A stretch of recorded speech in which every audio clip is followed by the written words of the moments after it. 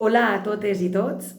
Este és un altre tutorial per a la UPG, la Universitat Popular de Gandia, per al nivell C1 de valencià. En este vídeo estudiarem els interrogatius i els exclamatius, és a dir, quines partícules utilitzarem per a fer preguntes i exclamacions en valencià.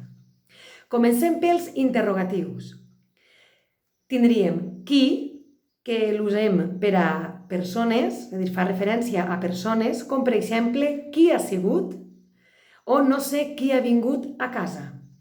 Són dues oracions, però la primera es tracta d'una interrogativa directa, qui ha sigut, amb el seu signe corresponent al final, i no sé qui ha vingut a casa, seria una interrogativa indirecta. Per tant, utilitzarem el qui per a fer preguntes, però tant si són interrogatives directes com indirectes. Després tindríem que, amb accent obert a la E, que l'usarem per a fer referència a coses, d'acord? Ja que el que amb accent en valencià equival a quina cosa. Per exemple, què has comprat avui? És el mateix que dir quina cosa has comprat avui. I vull saber què ha explicat el professor. D'acord? Per tant, tant per a interrogatives directes, com era la primera, què has comprat avui, i interrogatives indirectes, vull saber què ha explicat el professor, utilitzarem el què amb accent quan fem referència a coses.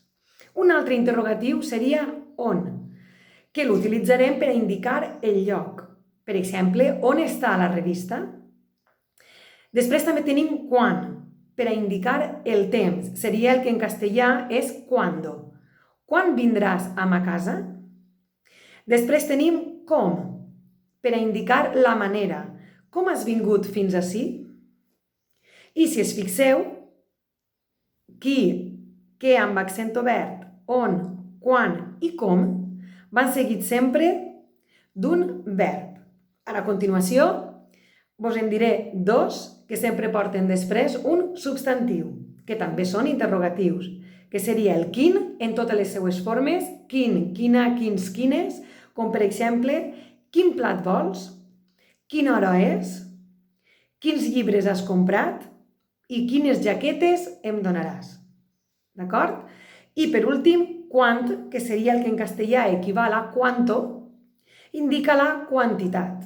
D'acord? No heu de confondre el quan primer que hem vist, que indicava el temps, i este quant, que indica la quantitat.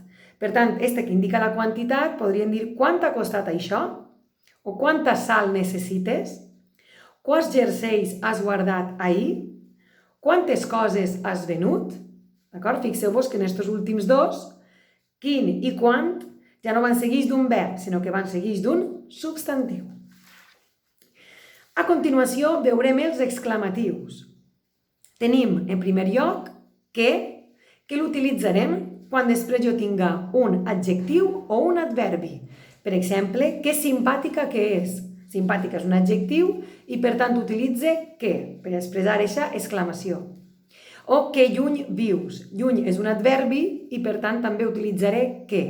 Heu de saber que el que en valencià exclamatiu no porta accent.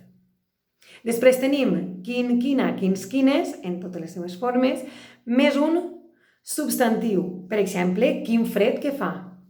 I quan, quanta, quants, quantes, més substantiu també, com per exemple, quanta vergonya vaig patir aquell dia.